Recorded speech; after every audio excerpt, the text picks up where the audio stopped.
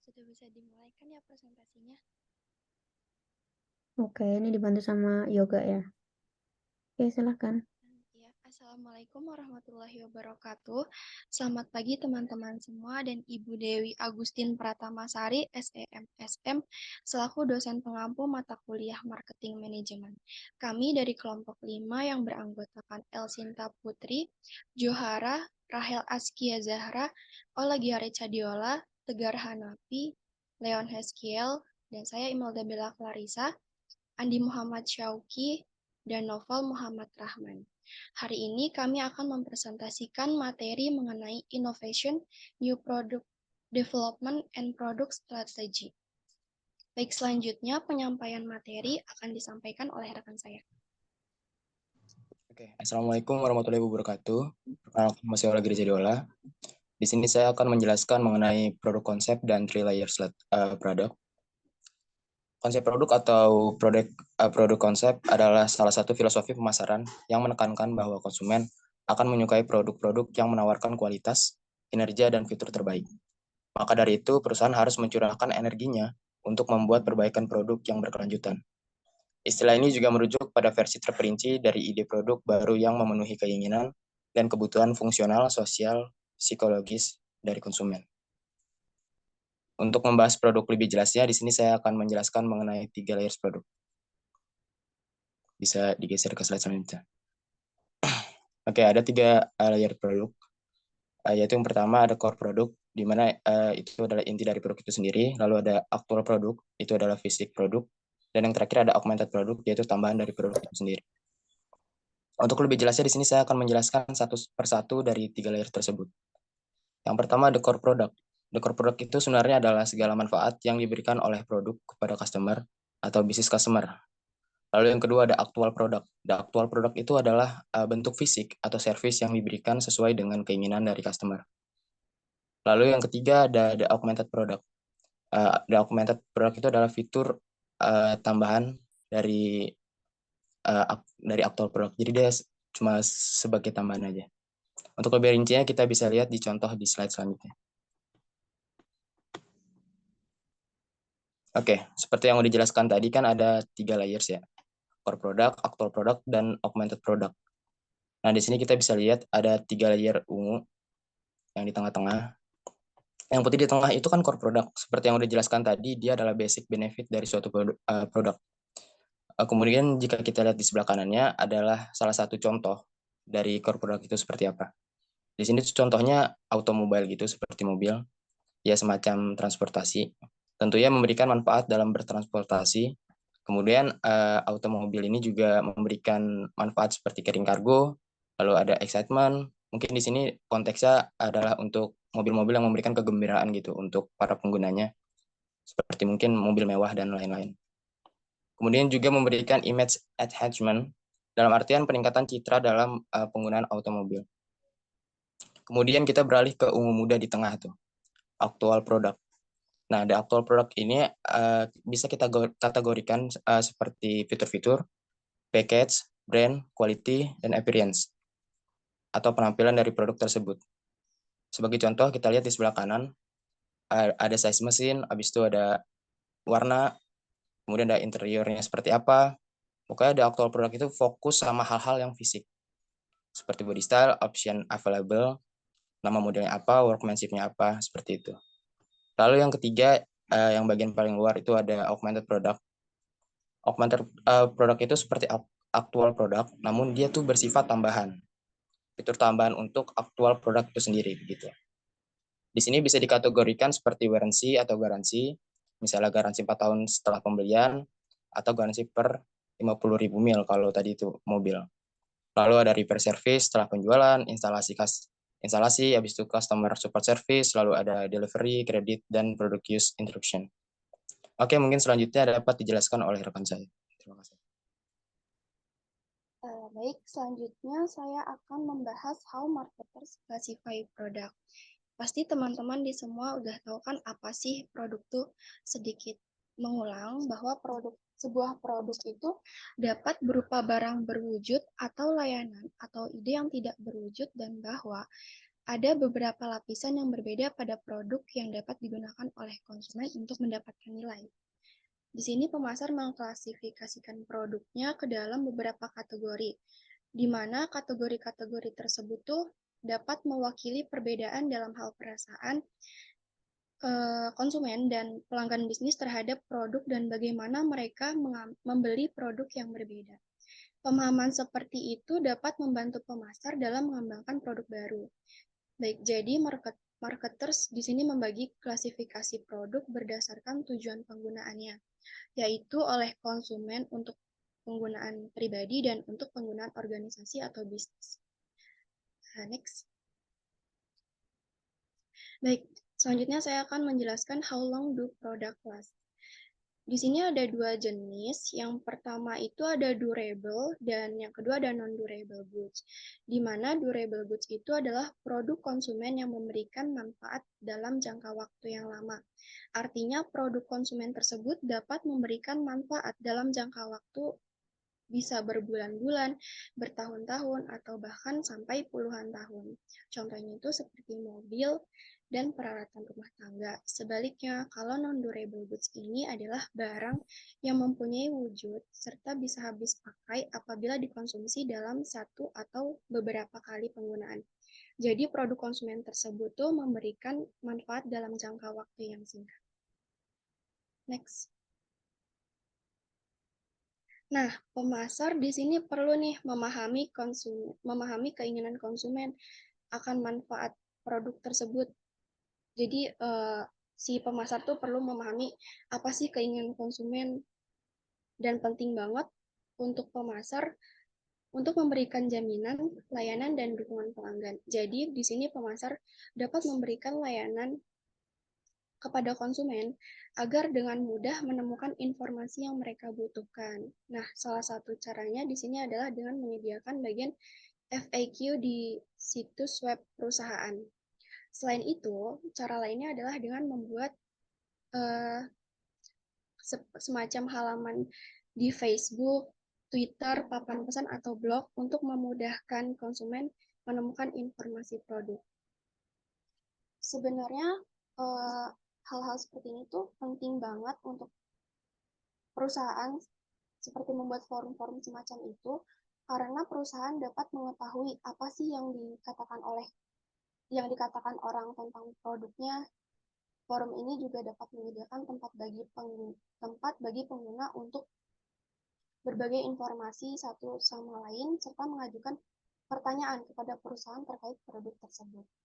Di sini contohnya ada perusahaan Apple, di mana perusahaan Apple ini mempertahankan forum online yang populer bagi pengguna iPad untuk mengajukan pertanyaan, mencari jawaban atas pertanyaan sebelumnya, dan menjawab pertanyaan aktif dari orang lain. Forum ini tuh dibagi menjadi dua komunitas berdasarkan pengguna iPad. Satu untuk umum dan satu lagi untuk penggunaan bisnis dan pendidikan.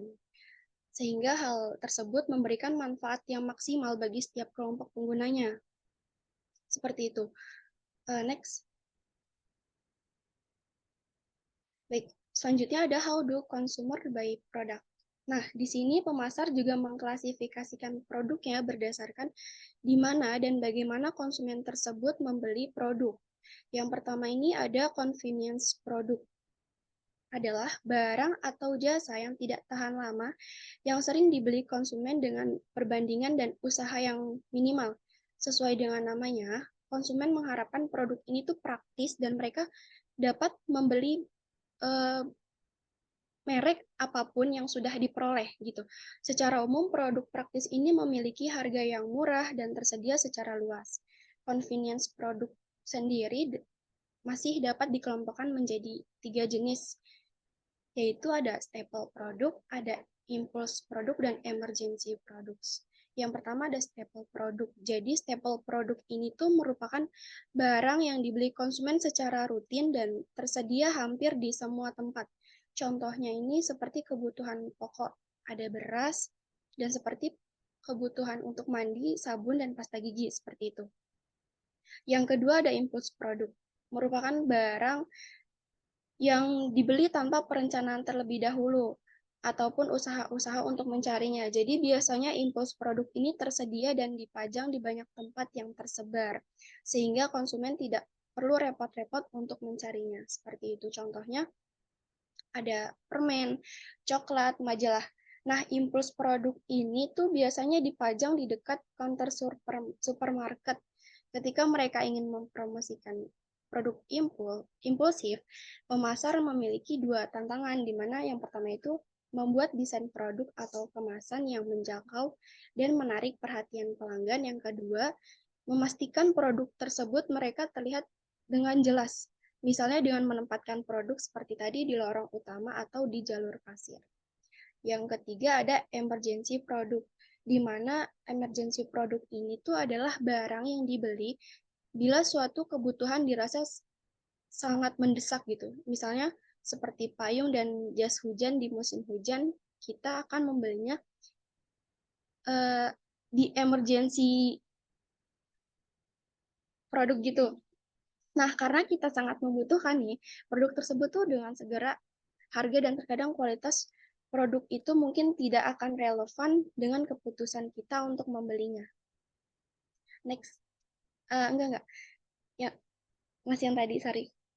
Selanjutnya ada shopping product, di mana shopping product ini adalah barang-barang yang dalam proses pemilihan dan pembeliannya itu cenderung dibandingkan oleh konsumen di antara berbagai alternatif yang tersedia sebelum membelinya.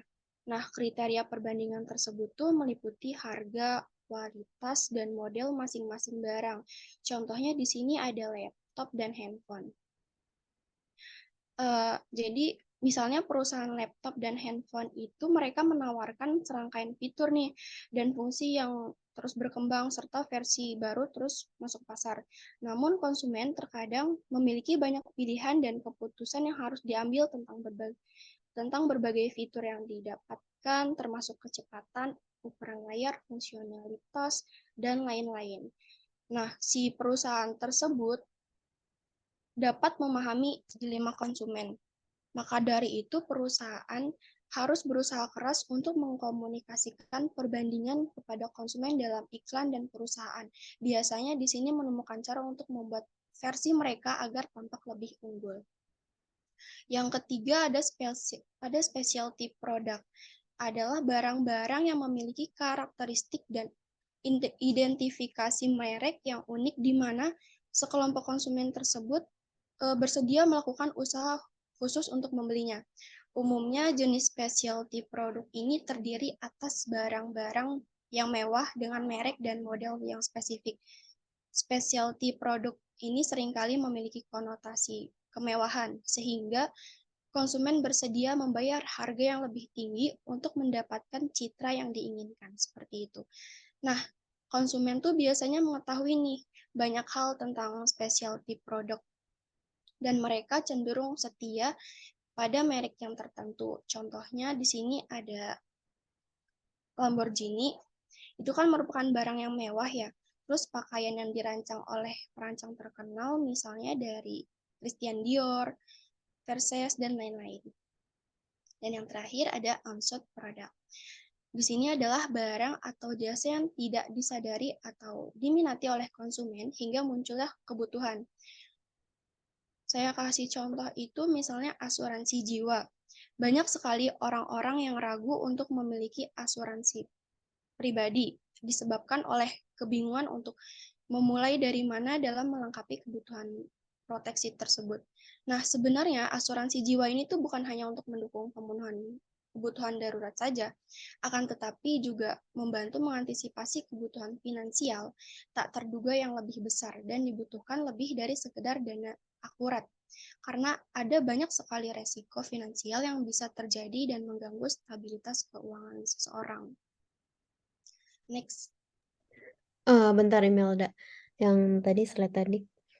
Mungkin yang untuk unsold product itu kalau tadi contohnya adalah asuransi jiwa itu masih kurang tepat ya.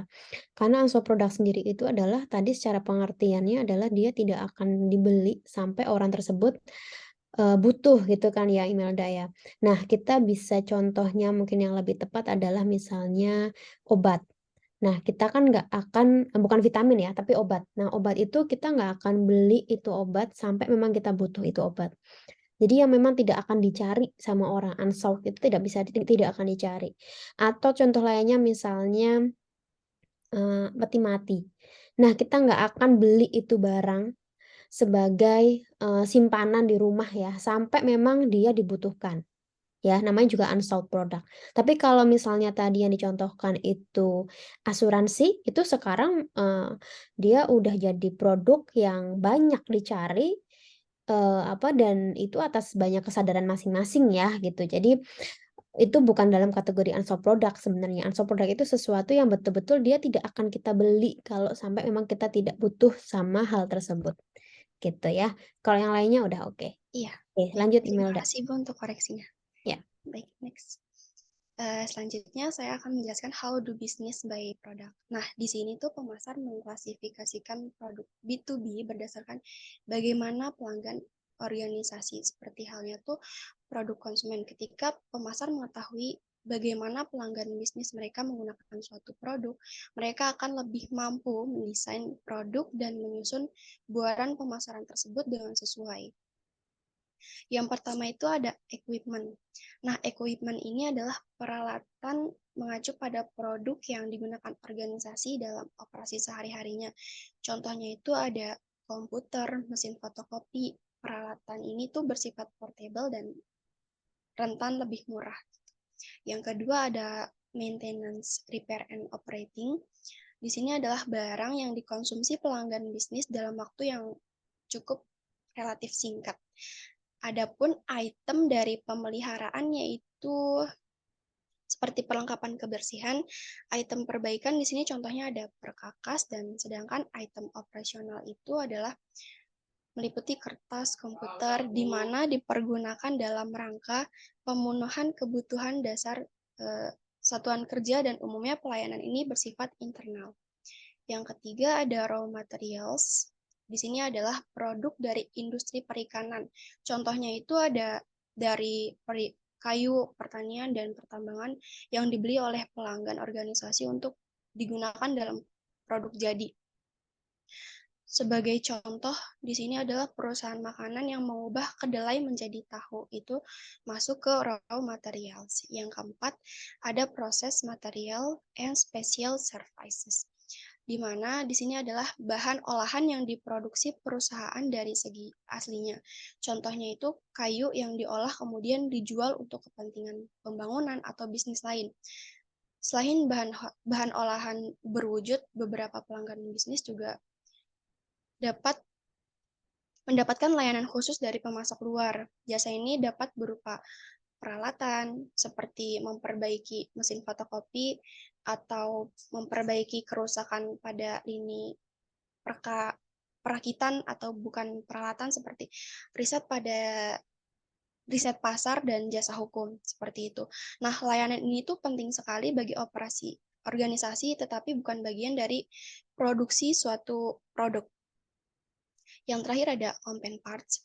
Di sini adalah barang yang diproduksi atau subrakitan dari barang yang dibutuhkan perusahaan untuk melengkapi produk mereka sendiri. Sebagai contoh itu ada produsen komputer yang membutuhkan chip silikon untuk membuat komputer, dan produsen mobil yang membutuhkan bahan injektor, bahan lainnya yang dapat digabungkan untuk spare part yang lainnya. Jadi seperti itu. Mungkin materi selanjutnya akan disampaikan oleh rekan saya.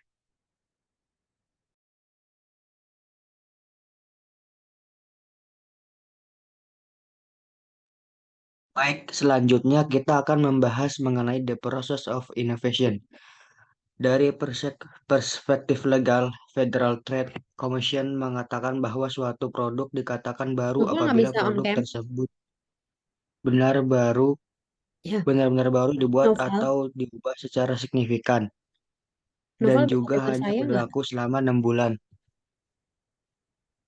Sedangkan dari sisi Terusnya marketing, masuk nggak produk ya, baru teman-teman? atau produk inovasi adalah sesuatu yang dianggap baru dan berbeda dengan produk yang Ini Novel sudah ada kenapa ini ya? sebelumnya. Nggak denger ya? Novel, stop dulu, Pak. Novel, kalau nggak ada kendala, boleh on cam, Pak.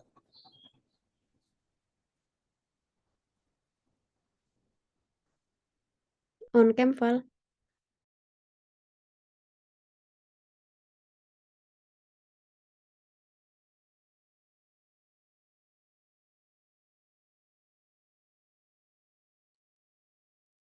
Mana nih Noval nih?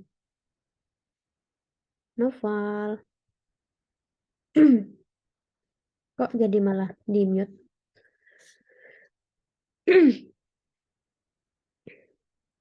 Noval ada trouble kah di situ?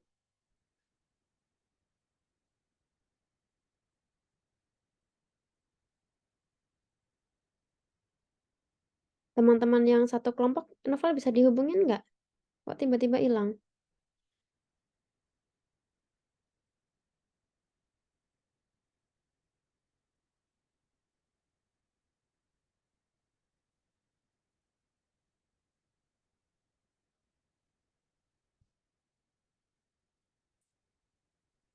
Mana ini Novalnya?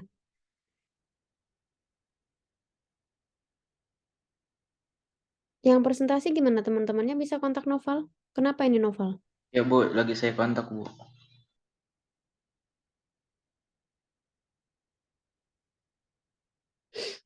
Oke, makasih Leon.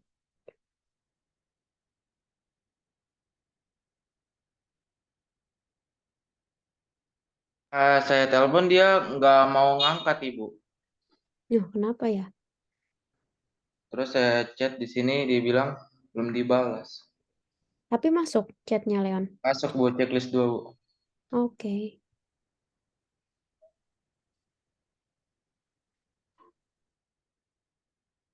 Dia ikut mengerjakan ini kan PPT kan?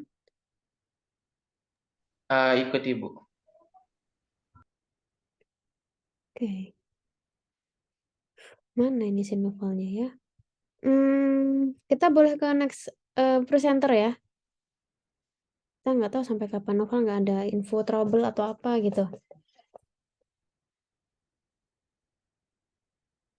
Dia jelasin ini ya.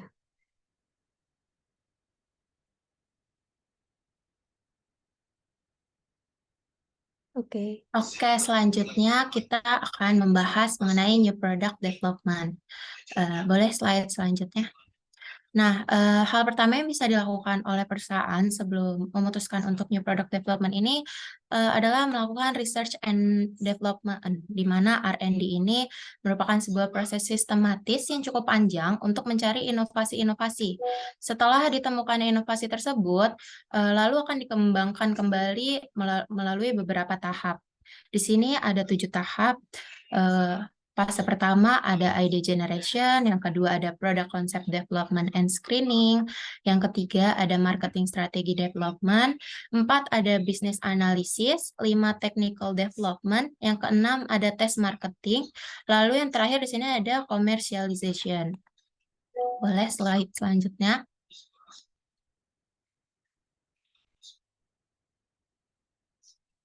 Next slide.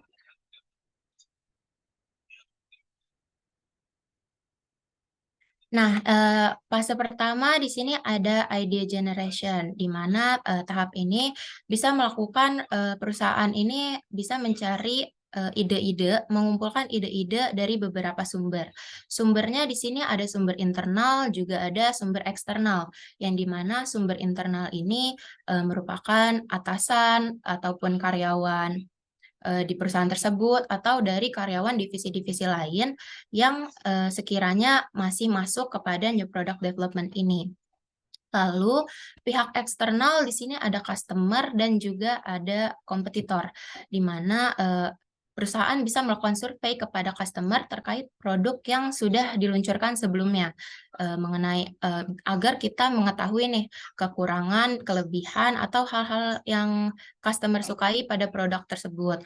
Lalu perusahaan bisa menganalisa produk dari kompetitor untuk mengetahui strategi pemasaran apa yang mereka gunakan beserta produknya. Dari situ kita bisa lihat kelebihan dan kekurangan dari kompetitor sehingga bisa mempertimbangkan produk seperti apa yang perlu dikembangkan nantinya. Nah, dari sumber-sumber tersebut kita bisa mendapatkan ide-ide produk yang dimana bisa menguntungkan kedua belah pihak, yaitu dari konsumen maupun dari penjual ataupun pengusaha. perusahaan. Nah, contohnya di sini ada Snapchat Stories, di mana sekarang Stories ini kan udah ada di semua platform aplikasi media sosial ya, ada dari Instagram, Facebook, Line, ataupun dari banyak. Nah, di situ Stories ini mereka mengambil ide dari Snapchat, di mana tujuan pertama Snapchat membuat aplikasi ini adalah membagikan foto secara 24 jam kepada teman-teman. Lalu para media sosial yang lain mengambil ide Stories ini untuk diluncurkan di aplikasi mereka. Lalu di sini ada fase kedua, di mana product concept development and screening. Pada tahap pengembangan kedua ini, pertama kita perlu menentukan konsep.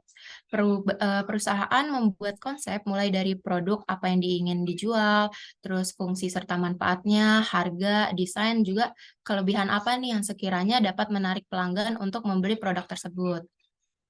Nah, setelah mendapatkan konsepnya ingin seperti apa, perusahaan dapat melakukan screening.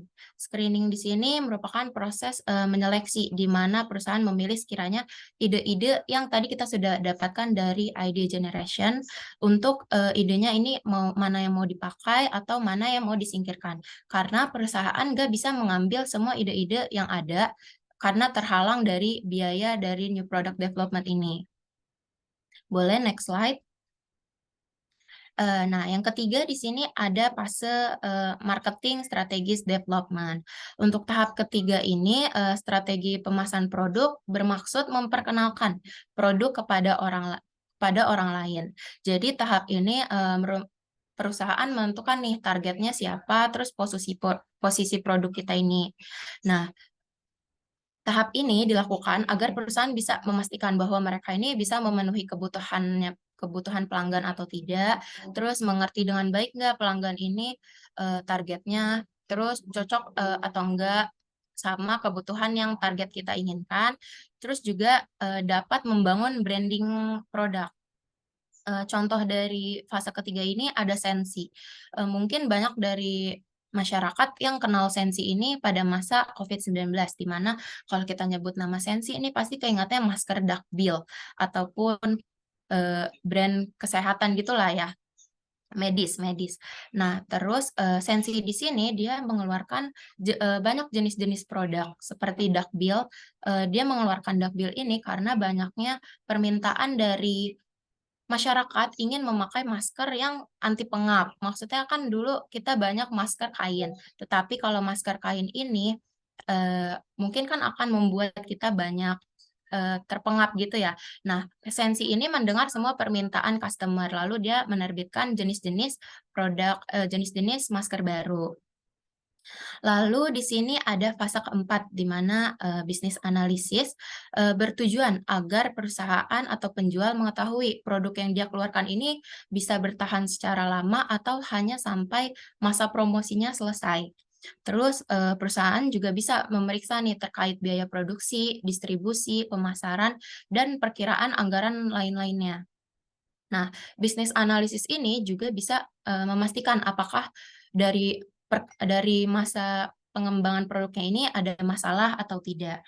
Contohnya, perusahaan bisa melakukan bisnis analisis dengan bantuan info biaya produksi dan pendapatan produk dari tahun-tahun sebelumnya. Nah, kemudian perusahaan dapat meninjau lebih lanjut sekiranya masalah apa nih yang berpengaruh, terus bisa membuat biaya produksi menjadi sangat tinggi. Seperti itu. Boleh next slide. Nah, slide berikutnya di sini ada fase kelima, yaitu technical development. Tahap kelima ini, jadi setelah kita melakukan review pada bisnis analisis, perusahaan melakukan penyempurnaan pada produk. Pada tahap ini, perusahaan bisa menyiapkan prototipe untuk melakukan percobaan terlebih dahulu sebelum diluncurkan kepada pasar. Nah, dari prototipe di sini kita bisa tahu apa aja kekurangan yang ada. Terus kita juga bisa tahu nih perusahaan dapat menentukan apakah perusahaan tersebut bisa membuat produk sesuai yang diinginkan atau tidak dari prototipe tersebut. Nah, teknik development ini berguna untuk memastikan produk yang dibuat aman dan nyaman bagi pelanggan. Lalu ada next slide. Di sini fase ke-6 yaitu tes marketing. Perusahaan akan melakukan testing dan uji coba kembali, biasanya dalam bentuk skala kecil untuk mengetahui nih kemampuan target pasar dari produk ini. Tapi produknya ini dikenalkan tetapi belum bisa dibeli oleh banyak orang, oleh orang-orang. Nah, pada tahap ini perusahaan juga bisa memastikan produk mereka ini mendapatkan feedback yang baik, yang menarik, bisa dibeli atau tidak seperti itu. Contohnya kayak belum lama ini kan lagi rame yang ramen Indomie. Mereka menggelar sebuah booth gitu, ingin memperkenalkan kalau Indomie ini memproduksi barang baru berupa miso. Mereka menawarkan experience itu dengan membeli seharga yang murah. Tetapi di e-commerce ataupun di marketplace itu seperti Indomart Alfa itu belum muncul. Jadi mereka melakukan uji coba dulu apakah Indomie ini cocok untuk diperjualkan atau tidak. Nah, terus di fase ke-7, fase terakhir di sini ada commercialization. Nah, tahap terakhir ini fase di mana produk tersebut siap atau selesai dikembangkan dan siap untuk dipasarkan. Hal-hal yang perlu dipertimbangkan dalam fase ini yaitu mengenai anggaran. Karena seperti anggaran produksi, pemasaran, periklanan, itu kan nggak sedikit ya. Nah, hingga lokasi penjualan produk itu juga bisa memakan anggaran yang banyak. Nah, contohnya di sini, beberapa tahun yang lalu, mie sedap dari Wings Food mengeluarkan produk baru, yaitu namanya mie sedap Korean Spicy Chicken. Nah, di situ mereka mengiklankan produk mereka ini dengan menarik brand ambassador dari boy group Korea, yaitu Choi Siwon dari Super Junior. Nah, mereka memasarkan produk mereka, produk mie sedap ini dengan membawa BA dan melalui iklan TV, YouTube, Instagram, dan lain-lain. Nah, dari sini kita juga perlu nih memikirkan kira-kiranya anggaran yang kita punya ini cukup nggak untuk melakukan aksi sebanyak ini. Seperti itu. Boleh next slide? Nah, selanjutnya, materi selanjutnya akan dijelaskan oleh rekan saya. Terima kasih. Selanjutnya itu ada product life cycle. Next. Di product life cycle atau PLC itu merupakan suatu siklus yang menggambarkan riwayat produk sejak mereka diperkenalkan ke pasar hingga ditariknya dari pasar itu sendiri. Next. Di dalam product life cycle itu mempunyai 4 tahapan. Yang tahapan pertama itu ada introduction. Nah, di tahapan ini tuh produk itu baru dikenalkan ke pasar.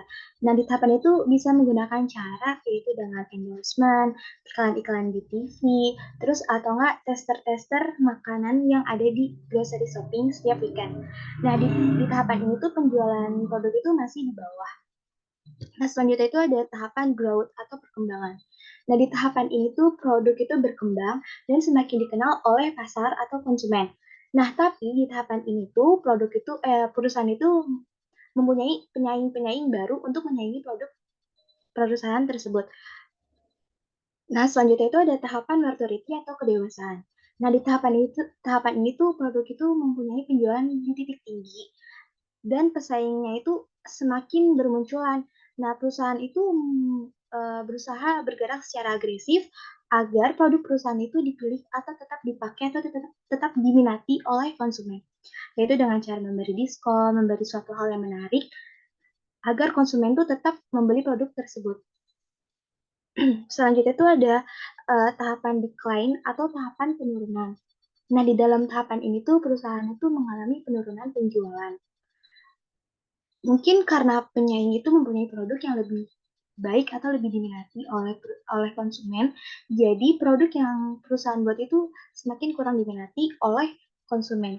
Bisa saja itu produk yang kita buat itu ditarik dari pasar atau di stop produksinya karena sudah tidak ada peminatnya lagi. Next. Selanjutnya, materinya itu akan dikatakan oleh teman saya.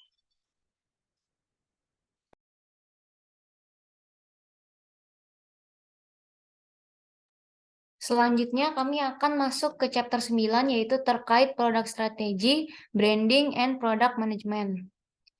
Nah, pada chapter 9 ini terdapat 4 subbab, yaitu yang pertama terkait product planning, develop product objective, and kemudian yang kedua marketing throughout the product life cycle, lalu yang ketiga branding and packaging, dan yang keempat organizer effective product management.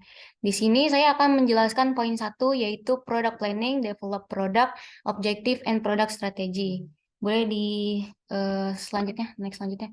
Nah, jadi product planning ini memiliki peran yang besar pada marketing strategy planning, karena ternyata produk tidak semua elemen itu dapat menyelesaikan masalah yang fundamental terkait produk jangka panjang, sehingga berbeda dengan product planning. Jadi product planning ini karena kita menyusun strategi dari berbagai aspek terkait produk.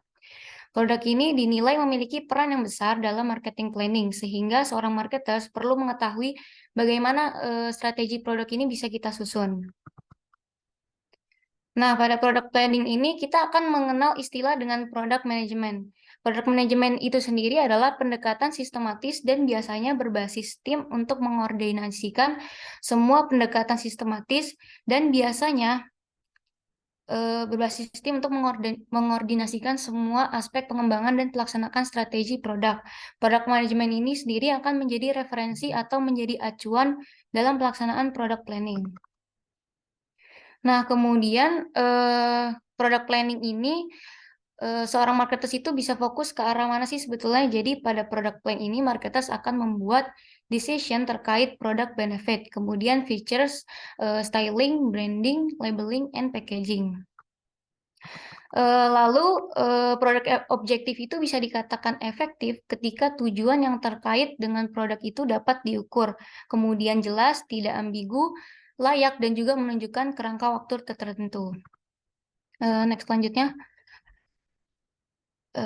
Selanjutnya itu menyusun produk objektif dan strategi. Terdapat step yang dinilai dapat membuat suatu objektif itu efektif. Yang pertama ada step pertama yaitu develop product objektif, di mana kita menentukan objektif untuk individual produk maupun product lines ataupun produk yang di-mix. Lalu yang kedua, kita menentukan juga desain produk strategi. Yang ketiga, make tactical product decision. Dan yang terakhir, organizer product management. Pada chapter ini, saya akan menjelaskan secara umum poin-poin tersebut.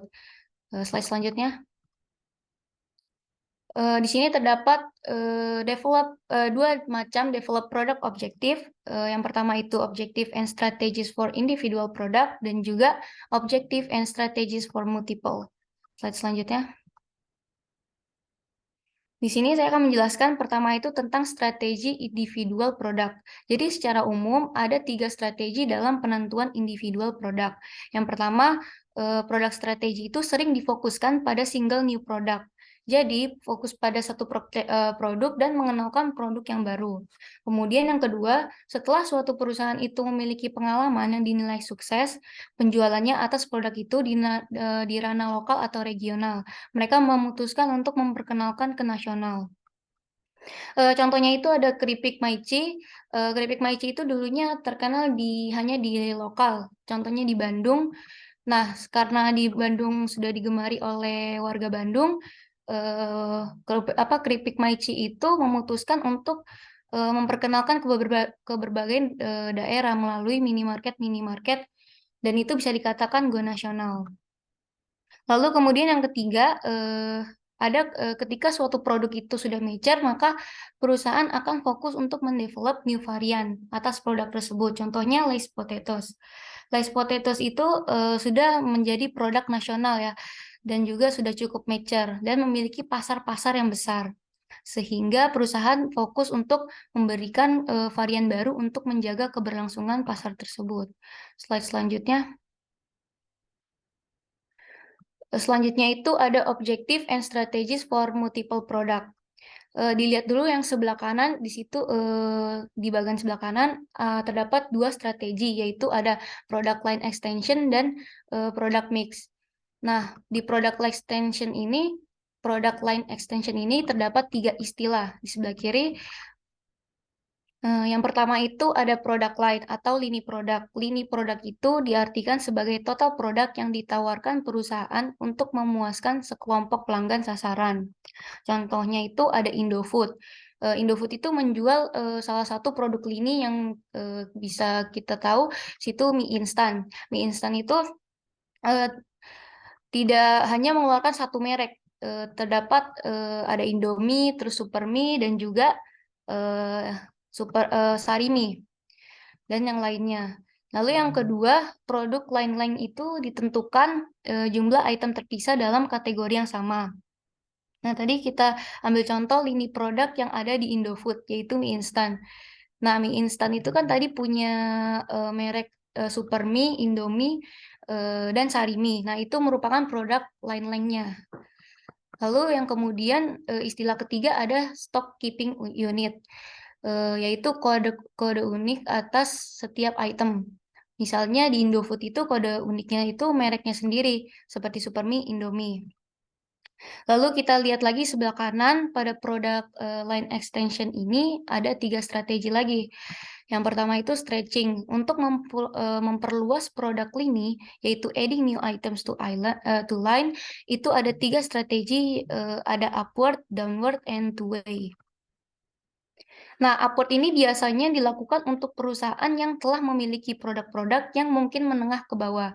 Mungkin ketika produk ini ingin dikembangkan bisa dilakukan upward, yaitu dengan mengeluarkan produk yang harganya lebih tinggi dan memiliki kualitas yang lebih tinggi juga. Contohnya tuh Starbucks. Starbucks kan di mana-mana tuh ya, kayak ada di mall dan juga di berbagai daerah. Lalu yang kedua itu ada downward. Downward itu sebaliknya, ketika mereka mungkin sudah memiliki barang-barang yang memiliki harga yang tinggi dan ingin melebarkan produk lainnya, itu dengan mengeluarkan item yang memiliki harga yang lebih rendah. Contohnya perusahaan melihat peluang pertumbuhan yang kuat sebagai pengecer seperti Walmart, Best Buy, dan pembeli yang menginginkan nilai harga yang lebih murah. Untuk itu meningkatkan, melebarkan lini tadi tentunya dengan mempertimbangkan aspek-aspek sosial ekonomi yang ada di Indonesia. Lalu ada two-way. Two-way itu contohnya kayak perusahaan iPhone mengeluarkan iPhone 12 dan memiliki banyak varian lainnya dan berbeda-beda harganya. Jadi konsumen dapat membeli dengan harga yang sesuai dengan isi kantongnya. Kemudian ada filling, yaitu adding size or stylish, dengan menambahkan ukuran atau style yang sebelumnya tidak tersedia dalam kategori produk. Lalu ada contracting a product line, yaitu dengan cara dropping items ketika salah satu itemnya itu sudah merugikan atau sudah tidak berdampak terhadap profitable perusahaan, sehingga bisa dilakukan dropping. Selanjutnya, strategi yang kedua itu product mix, yaitu untuk meningkatkan kelebaran dari produk. Akan dijelaskan pada selanjutnya. Product mix itu artinya sendiri kumpulan total dari semua produk yang ditawarkan perusahaan untuk dijual, atau semua produk di sini adalah lini. Bisa dicontohkan dari Indofood tadi. Jadi Indofood itu kan memiliki berbagai lini produk. Contohnya mie instan. Produk Indofood juga memiliki produk lainnya, yaitu terigu, minyak goreng, ataupun susu. Nah, ketika suatu perusahaan sudah menawarkan berbagai lini, disitulah mereka sudah melakukan strategi produk mix itu. Lalu yang kedua, produk mix width itu untuk mengukur kelebaran, maksudnya menghitung jumlah dari perbedaan produk lain dari yang diproduksi oleh perusahaan. Tadi misalnya menjual produk tepung, minyak goreng, dan mie instan. Nah, 3 lini itu yang ditawarkan. Lalu kemudian selanjutnya ada produk quality. Jadi suatu produk objektif itu memang fokus pada produk quality. Lalu untuk mendukung produk quality ini terdapat namanya total quality management, yang diartikan sebagai filosofi bisnis yang membutuhkan dedikasi seluruh perusahaan untuk mengembangkan, pemeliharaan, dan peningkatan berkelanjutan dari semua aspek operasi perusahaan. Ini menjadi salah satu aspek yang mendukung terbentuknya suatu kualitas produk. Slide selanjutnya. Selanjutnya, produk quality ini memiliki arti tertentu untuk setiap customer. Di sini dikategorikan ada 8 nilai yang dipandang oleh customer bahwa produk ini berkualitas. Nah, yang pertama itu ada durable, artinya daya tahan. Contohnya itu atlet membeli sepatu. Nah, Atlet ini mencoba berlari sekitar 10 putaran. Lalu ketika selesai 10 putaran itu dan sepatu itu masih dengan kualitas yang sama bertahan, maka atlet itu di situ bisa menilai bahwa sepatu itu berkualitas. Lalu kemudian ada reliable, yaitu keandalan. Contohnya McD mengeluarkan burger, dan burger itu memiliki rasa yang sama antara McD di lokasi A dan di lokasi B. Dan artinya itu McD itu memiliki produk yang berkualitas.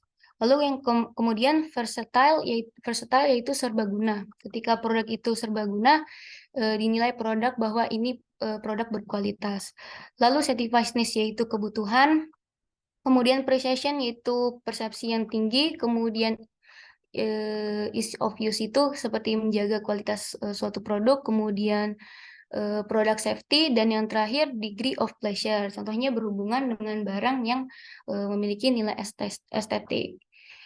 Slide selanjutnya akan dibacakan oleh rekan saya.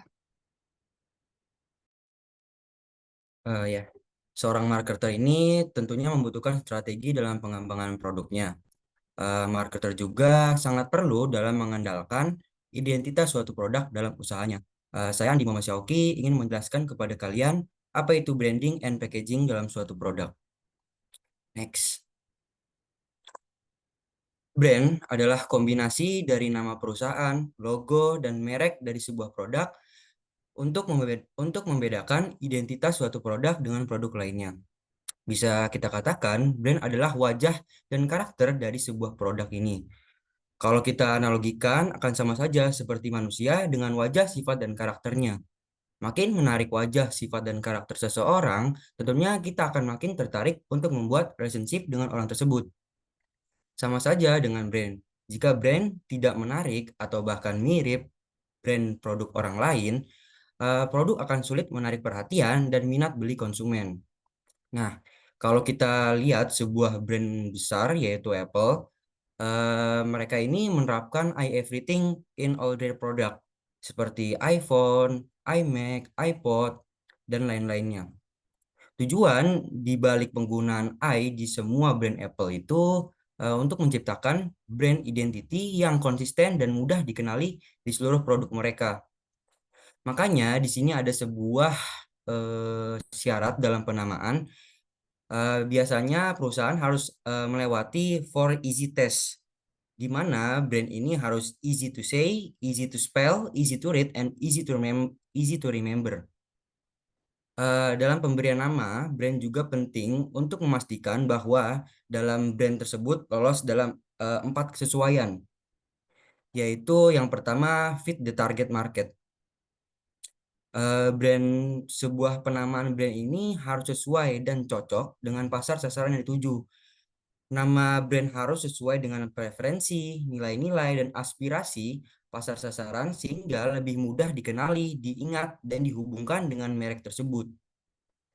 Dalam memilih nama merek, perusahaan harus mempertimbangkan karakteristik dari pasar sasaran, termasuk jenis produk yang mereka beli, preferensi bahasa, budaya, dan lain-lain. Sebagai contoh, jika merek tersebut ditujukan untuk pasar milenial, maka nama brand itu harus terdengar modern, trendy, dan inovatif. Nah, jika merek tersebut ditujukan untuk pasar anak-anak, maka nama merek tersebut harus menarik di kalangan anak-anak dan mudah diingat oleh anak-anak. Yang kedua yaitu harus fit the product benefits, yaitu nama merek harus sesuai dengan manfaat dan fitur produk yang ditawarkan. Nama merek harus mencerminkan nilai tambah produk, memberikan gambaran yang jelas tentang manfaat dan kegunaan produknya, serta bisa membantu konsumen mengenali produk tersebut. Dalam memilih nama merek, perusahaan harus mempertimbangkan manfaat dan fitur utama dari produk ini, serta keunikan produk tersebut dibandingkan dengan produk serupa yang sudah ada di pasaran.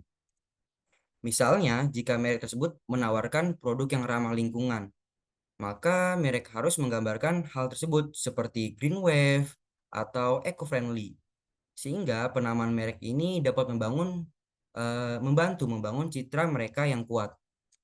Yang ketiga yaitu ada fit customer culture. yaitu nama merek harus sesuai dengan budaya dan nilai-nilai konsumen. Nama merek juga harus cocok dengan latar belakang dan preferensi budaya dari pasar sasaran, sehingga merek tersebut dapat diterima oleh konsumen dan dapat membangun koneksi yang lebih kuat dengan mereka. Contohnya kalau kita lihat yaitu brand McDonald yang telah hadir di berbagai negara di seluruh dunia dan telah beradaptasi dengan budaya dan nilai-nilai lokal di setiap negara tersebut. Kalau kita lihat McDonald di India itu nggak menyajikan produk yang mengandung daging sapi karena sapi dianggap suci dalam agama Hindu. Sebaliknya, mereka menawarkan menu yang dilengkapi dengan alternatif produk ayam dan kentang. Karena di negara-negara Timur Tengah mereka membutuhkan menu yang halal karena memenuhi kebutuhan makanan yang diizinkan oleh agama Islam. Selanjutnya yaitu ada fit legal requirement tax atau sesuai persyaratan hukum, yaitu nama merek tidak boleh melanggar hak dagang, hak cipta. Nama merek juga harus unik dan khas dan tidak terlalu mirip dengan nama merek yang ada. Nama juga harus mematuhi persyaratan hukum seperti tidak menyesatkan atau menipu. Nah, dalam hal ini terdapat istilah yaitu trademark, di mana trademark ini yaitu istilah hukum atau nama merek dan simbol yang terdaftar oleh pemerintah dan memperoleh perlindungan secara eksklusif di negara tersebut secara legal. Banyak biasanya perusahaan besar yang ada di Amerika itu menggunakan trademark dengan logo kapital R seperti yang ada di sini. Bisa di next. Selanjutnya yaitu kenapa brand itu penting. Brand atau merek ini emang sangat penting bagi sebuah perusahaan karena dapat memberikan nilai tambah pada produk atau jasa yang ditawarkan dan membedakan perusahaan dari pesaingnya. Makanya banyak pemasar yang menghabiskan banyak uang untuk produk baru, pengembangan, periklanan, dan promosi untuk mengembangkan sebuah brand yang kuat. Ada juga beberapa alasan kayak mengapa brand ini penting bagi sebuah perusahaan.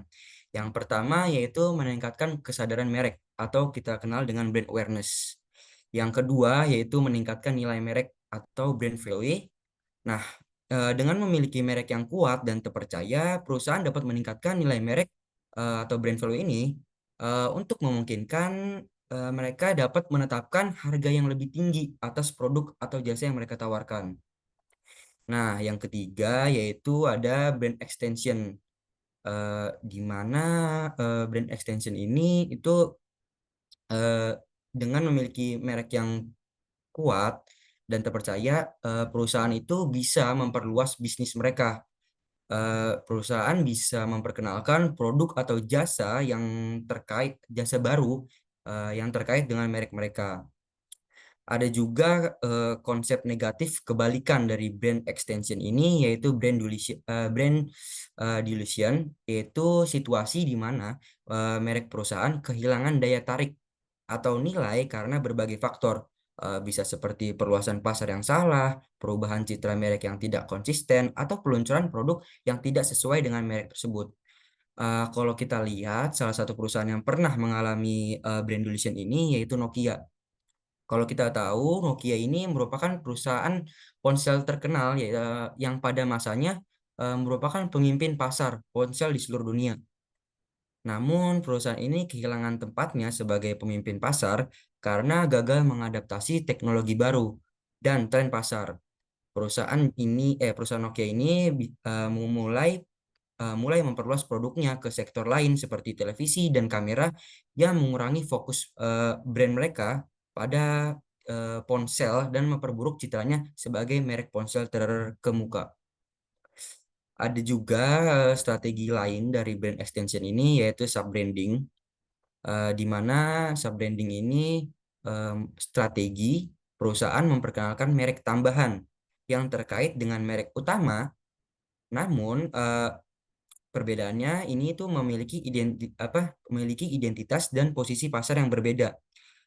Contoh perusahaan yang menggunakan strategi ini yaitu Unilever, di mana Unilever dapat memperkenalkan merek tambahan yang terkait dengan merek utama mereka, namun dengan posisi pasar dan identitas yang berbeda.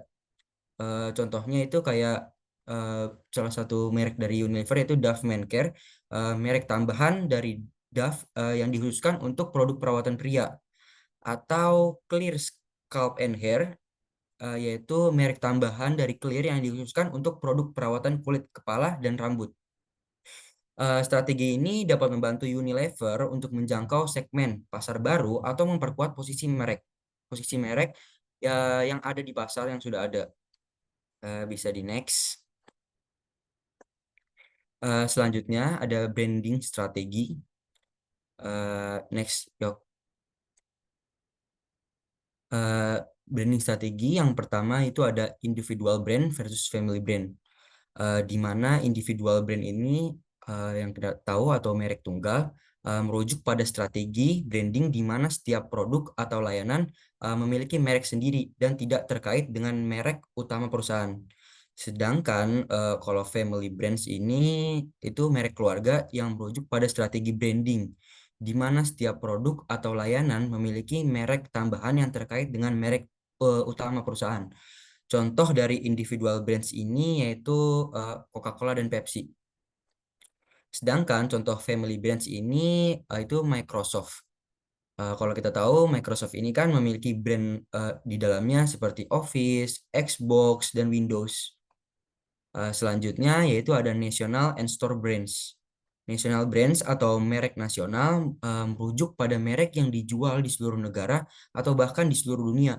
Sedangkan Store Brand sendiri itu adalah merek toko merujuk pada merek yang dimiliki oleh toko atau merek yang diproduksi secara eksklusif untuk toko tersebut. Kalau misalnya contoh dari National Brands ini itu biasanya kayak Nike, Apple. Sedangkan kalau Store Brands ini itu biasanya contohnya itu kayak Alfamart, Indomart, Carrefour, kayak gitu. Nah, selanjutnya itu ada strategi selanjutnya ada generic brands.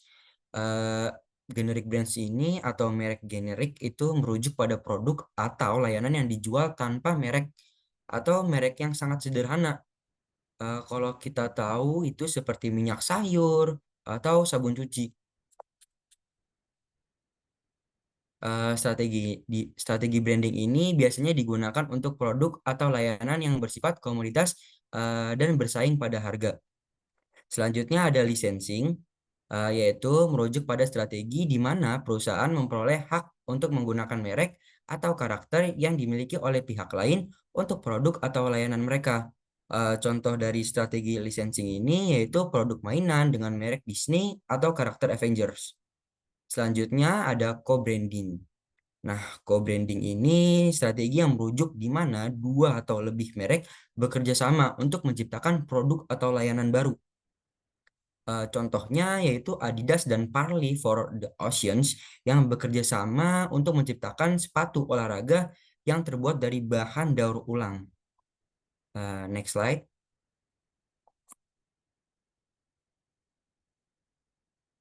Selanjutnya ada package and labels. Package atau kemasan ini merupakan bungkus atau wadah yang digunakan untuk membungkus sebuah produk. Package dapat dibuat dari berbagai jenis bahan, kayak misalnya kertas, plastik, logam, kaca, atau bahan organik lainnya. Kemasan juga dapat memiliki berbagai bentuk ukuran dan desain tergantung jenis produk dan tujuan kemasan itu sendiri. Bisa di next. Biasanya tujuan utama dari package ini itu melindungi produk dari kerusakan, pencurian, kontaminasi. Bisa juga package ini berfungsi sebagai alat pemasaran yang dapat membantu merek membedakan produk dari pesaing dan menarik perhatian konsumennya. Desain package yang menarik dan kreatif juga dapat meningkatkan daya tarik perhatian konsumen itu sendiri. Kemasan juga dapat membantu merek membangun kemasan juga dapat membangun brand ini membangun citra yang kuat dan meningkatkan kesetiaan pada konsumen itu. Sebagai contoh, kemasan yang kuat dan menarik dapat membantu merek membedakan produknya dari merek pesaing dan menarik konsumen untuk menarik konsumen memilih produk tersebut. Beberapa perusahaan juga itu sekarang sedang berlomba-lomba mengembangkan kayak pengemasan berkelanjutan yang inovatif. Mereka menggunakan bahan dan proses yang umumnya kurang berbahaya bagi lingkungan. Bisa di next. Selanjutnya itu ada labeling and regulation. Label adalah informasi atau tanda yang ditempatkan pada kemasan produk.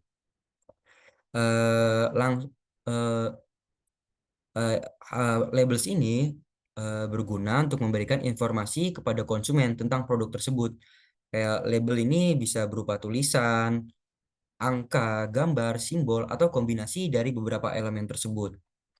Selain itu, label juga dapat memenuhi persyaratan hukum dan peraturan yang berlaku terkait informasi produk dan keselamatan konsumen. Sebagai contoh, kayak label ini pada produk makanan harus mencantumkan informasi tentang bahan yang digunakan, tanggal kadaluarsa, serta informasi nutrisi dan kandungan zat gizi untuk membantu konsumen membuat keputusan yang lebih baik dalam memilih makanan. Bisa di next. Selanjutnya bisa dilanjutkan oleh rekan saya.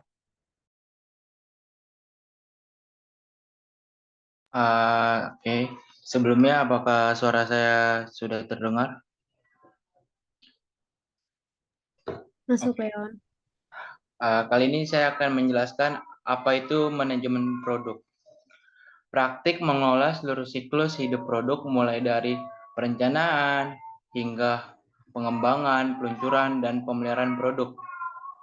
Jadi manajemen produk ini sangat penting ya untuk masa yang akan datang karena membantu perusahaan untuk mencapai tujuan strategi jangka panjang dengan memastikan bahwa produk mereka relevan, efektif, dan berkelanjutan.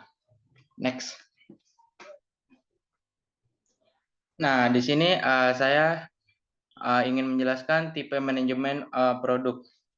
Yang pertama itu ada brand manager, kedua ada produk kategori manager, yang ketiga ada market manager. Oke. Di sini saya akan menjelaskan pertama itu brand manager. Adalah manajer produk yang fokus pada pengembangan dan pengelolaan merek. Contohnya itu kayak gimana ya? Mereka bertanggung jawab untuk memastikan bahwa mereka perusahaan yang dikenal oleh konsumen dan dianggap bernilai tinggi. Mereka juga bertanggung jawab untuk mengembangkan strategi pemasaran merek dan memastikan konsistensi merek mereka dalam seluruh aktivitas perusahaan. Itu yang kedua itu ada produk kategori manajer yang bertanggung jawab untuk mengelola kategori produk tertentu sehingga portofolio mereka dalam portofolio dalam perusahaan. Yaitu mereka bertanggung jawab untuk memastikan bahwa merek perusahaan yang dikenal oleh konsumen dan dianggap bernilai tinggi untuk kebutuhan pasar. Mereka juga akan memonitoring kinerja produk dan menganalisis data untuk membuat keputusan strategis yang tepat untuk kategori produk. Yang ketiga itu ada market manager yang bertanggung jawab untuk mengelola produk atau layanan perusahaan di pasar tertentu. Mereka memastikan bahwa produk atau layanan sesuai dengan kebutuhan pasar dan memaksimalkan peluang penjualan. Mereka juga melakukan riset pasar untuk mengidentifikasi tren atau peluang di pasar yang dapat dimanfaatkan untuk mengembangkan produk yang lebih baik. Nah, dari ketiga manajemen produk ini merupakan hal yang paling penting yang perlu diperhatikan dalam pengembangan produk yang sukses. Setiap manajer produk memiliki peran yang unik dan penting dalam memastikan kesuksesan produk dalam memenuhi kebutuhan pasar. Oke, jadi saya ingin menjelaskan ini di samping ada triangle of long term success. Jadi dari ketiga tipe manajemen produk ini mereka harus tahu tentang triangle of long term success. Jadi di sini yang pertama itu ada namanya strategi batch. Pasti teman-teman juga udah pada tahu lah. strategi BATS itu ada pasar, ada customers, ada kompetitor, ada saingan yang secara langsung dan tidak langsung. Nah, di sini bisa kita lihat. Nah, di atas ini ada hard angels sama soft angels. Nah, ini yang paling susah diterapkan oleh perusahaan itu kalau menurut saya itu soft angels. Jadi banyak kita lihat ya perusahaan-perusahaan yang banyak tidak mau jujur atau kayak gimana, itu bisa dilihat dari soft angels. Karena kenapa? Kalau misalkan soft angels tidak bisa diterapkan oleh perusahaan kita, itu bakal kacau sih ke depannya kayak gitu. Oke, next selanjutnya. Di sini ada jenis manajemen produk. Manajemen produk tradisional mencakup perencanaan, pengembangan, peluncuran, dan pemasaran produk. Di sini kali ini saya ingin kasih contoh ya tentang manajemen produk tradisional. Contohnya itu perusahaan manufaktur yang membuat makanan, minuman, pakaian yang biasa kita gunakan dalam kehidupan sehari-hari. Yang kedua itu ada manajemen produk digital. Layanan yang berbasis teknologi digital ini melibatkan proses pengembangan perangkat lunak, pengujian, peluncuran, dan pemeliharaan produk yang berorientasi pada pengguna. Contohnya perusahaan yang menggunakan manajemen produk digital itu seperti Google, Amazon, AI itu sebagai sistem pencarian. Jadi itu menggunakan teknologi digital juga. Oke, ketiga di sini ada manajemen produk inovatif. Pengembangan produk baru atau perubahan signifikan pada produk yang sudah ada. Ini melibatkan riset pasar dan pengembangan produk baru yang dapat menghasilkan keunggulan kompetitif.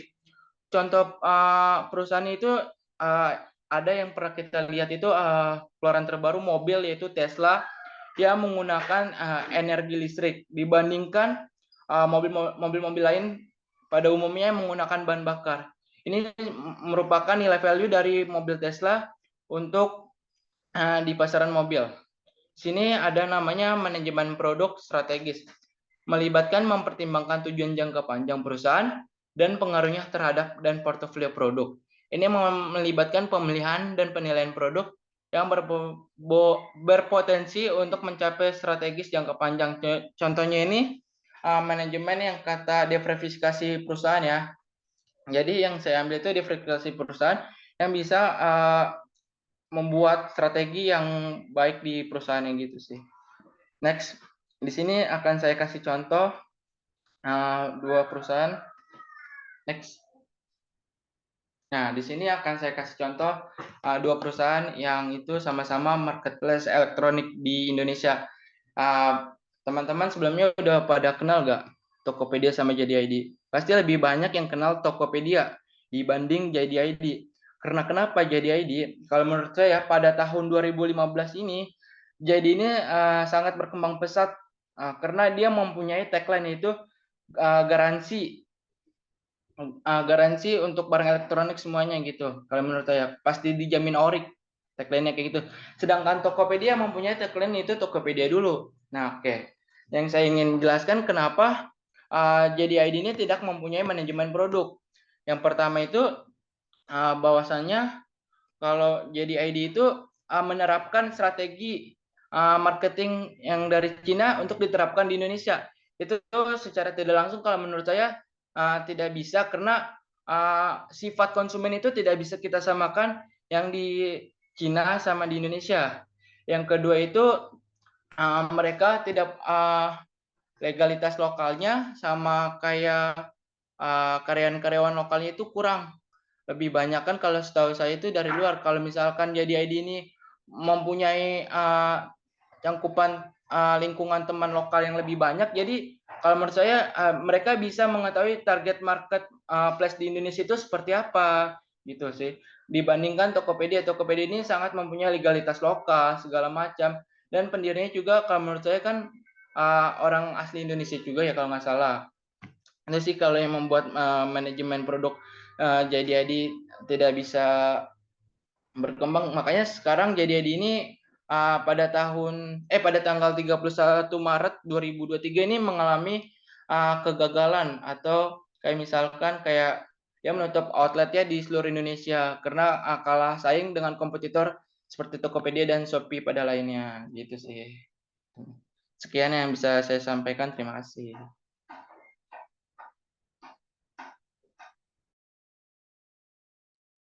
Mohon maaf, Ibu, ada satu presentator yang mau presentasi. Tegar Hanafi. Oke, terakhir Tegar ya? Kelewat. Iya, Bu. Oke. Kalau tadi ada siapa tadi? Oh, tinggal Tegar ya? Iya, Bu. Oke.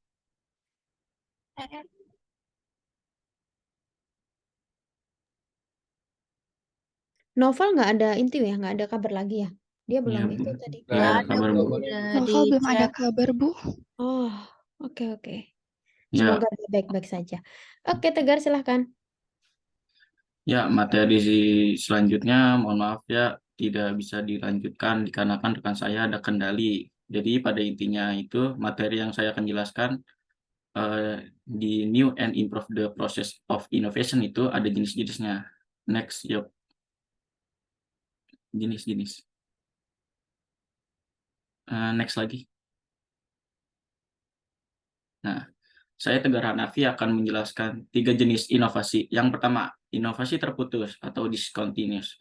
Inovasi yang terputus atau discontinuous pada dasarnya terputus untuk setiap segmen pelanggan karena mereka hanya terdiri dari produk-produk baru di dunia. Produk-produk baru ini sangat berbeda secara fundamental dari produk yang sudah ada sehingga membentuk kembali pasar dan persaingan. Misalnya nih, teknologi ponsel dan internet secara drastis mengubah cara orang berkomunikasi yang pada zaman dahulunya pakai surat dan lain-lainnya sekarang jadi digital. Selanjutnya, next yuk. Nah, yang kedua, inovasi terus-menerus. Sebelumnya, yuk. Yang kedua.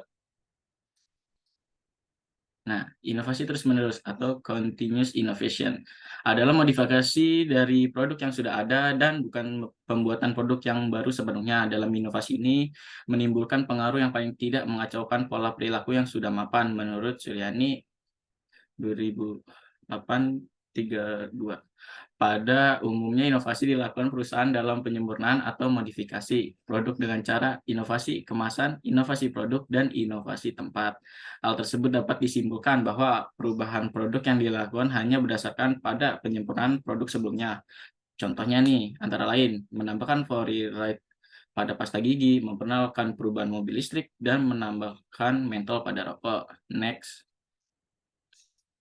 Yang ketiga, inovasi terus-menerus secara dinamis, dynamical continue innovation, melibatkan pencipta produk baru atau perubahan produk yang sudah ada, tetapi umumnya tidak mengubah pola yang sudah mapan dari kebiasaan belanja pelanggan dan pemakaian produk. Tipe inovasi ini bersifat dinamis yang memungkinkan produk mengalami perubahan secara terus-menerus. Contohnya adalah sikat gigi listrik, perkembangan dari mesin ketik manual ke mesin ketik elektronik, dan munculnya televisi kabel dan satelit. Sekian materi yang saya jelaskan. Terima kasih. Baik, selesai sudah pemaparan materi dari kami. Selanjutnya kami membuka sesi tanya jawab. 3 pertanyaan terlebih dahulu. Jika ada yang ingin bertanya, silakan raise hand. Baik, untuk Bella, dipersilahkan.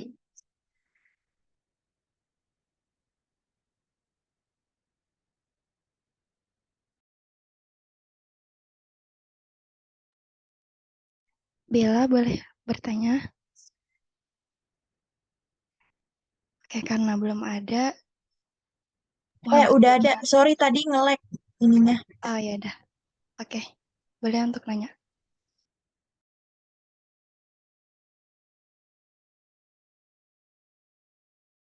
Oke, seperti yang telah dijelaskan tadi, untuk melakukan inovasi terus-menerus, cara terbaik apakah yang perlu dilakukan oleh sebuah marketer dalam mencari cara agar inovasi yang telah dijalankan dapat memberi dampak yang lebih berarti dibandingkan inovasi sebelumnya. Sebelumnya, terima kasih untuk kesempatan bertanyanya. Terima kasih. Selanjutnya Muhammad Zaki Arif. Baik, terima kasih atas pemaparan materi yang telah disampaikan oleh kelompok 5. Saya izin bertanya, pada materi kan sudah dijelaskan jenis-jenis manajemen produk dan inovasi yang dijelaskan tadi kalau nggak salah oleh Mas Tegar ya. Dari semua jenis manajemen produk dan inovasi, manakah yang paling efektif digunakan untuk perusahaan milik pemerintah? Mungkin cukup itu sih pertanyaan saya. Terima kasih. Baik, terima kasih. Zaki, selanjutnya Jenny. Sebelumnya terima kasih atas kesempatannya. Pertanyaan dari saya yaitu, menurut kelompok kalian, pembuatan logo dalam suatu nama brand F&B itu perlu disesuaikan sama target customer atau tidak? Karena kan biasanya kalau UMKM yang baru merintis banget gitu kan, punya stiker logonya tuh yang kayak ada nomor telepon, alamat gitu. Nah, beda sama yang kayak PHD atau mungkin yang kayak UMKM yang udah gede, misalnya Menanti, itu kan kayak ya udah cuma logo doang. Tapi kalau misalnya UMKM yang kayak masih perintis banget, masih di awal banget itu kayak ya banyak variatifnya gitu di logonya. Menurut kalian lebih baik yang mana? Terima kasih. Terima kasih Jenny atas pertanyaannya. Kami tampung terlebih dahulu ya. Izin untuk berdiskusi. Oke, ini masih ada 4 lagi ya. Banyak banget yang tanya hari ini. Oke, mungkin sambil nunggu diskusi ya, jangan lama-lama ya tim 5. Tadi sepertinya ada satu hal yang menurut saya itu cukup matter di dalam materi ini. Saya nggak tahu apakah itu harusnya dibawakan sama novel atau enggak ya. Cuman tentang tadi yang ketinggalan itu ada.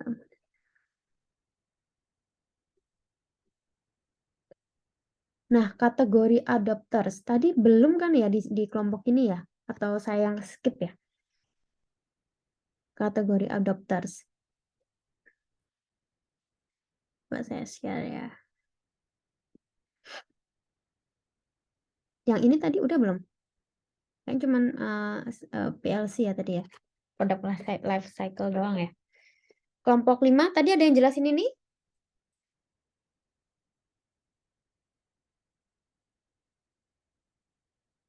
Halo, kelompok 5. Belum ada kayaknya deh. Belum ada ya. Oke. Ya sambil teman-teman menyiapkan jawaban yang lainnya. Nah, jadi di dalam P ya.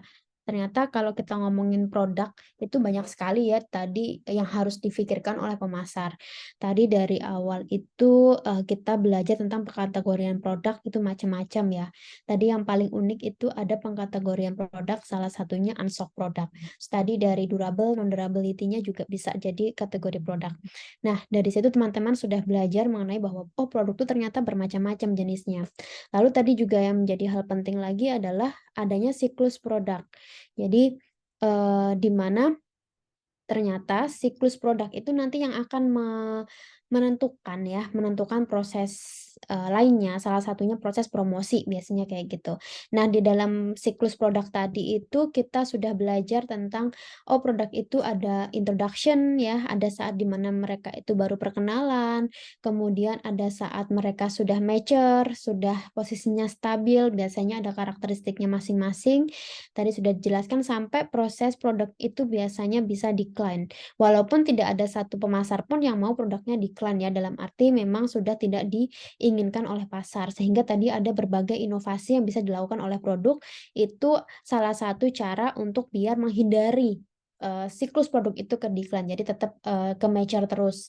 Nah, kemudian hal lain yang juga penting dalam produk adalah pemasar itu paham kategori customer kita itu seperti apa. Nah, kalau pertemuan-pertemuan sebelumnya itu kita sudah belajar mengenai segmenting, targeting, positioning ya, di mana kita sebagai pemasar itu biasanya harus menetapkan hal-hal tersebut, itu biasanya nanti akan jadi tahu segmen yang kita targetkan tersebut itu masuk ke dalam kategori adopter yang mana gitu. Karena di sini ada namanya categories of adopter ini adalah sebenarnya macam-macam consumer ya, macam-macam consumer dengan ciri khasnya masing-masing. Ada yang disebut sebagai innovators, early adopters, early majority, late majority, sama laggards. Sebenarnya kalau hal yang early majority sama late majority itu sebenarnya hampir mirip-mirip ya. Cuman yang di sini unik itu adalah adanya inovator sama laggards ini. Nah, inovator itu tentunya adalah sangat sedikit ya, sangat sedikit sama dengan early adopter, tapi lebih sedikit lagi si inovator ini. Nah, inovator ini siapa? Inovator adalah konsumen yang sangat-sangat cepat untuk mengadopsi produk baru. Jadi tadi kalau kita sudah tahu bahwa ada namanya introduction phase. Jadi di mana produk itu pasti nggak selalu posisinya mature ya.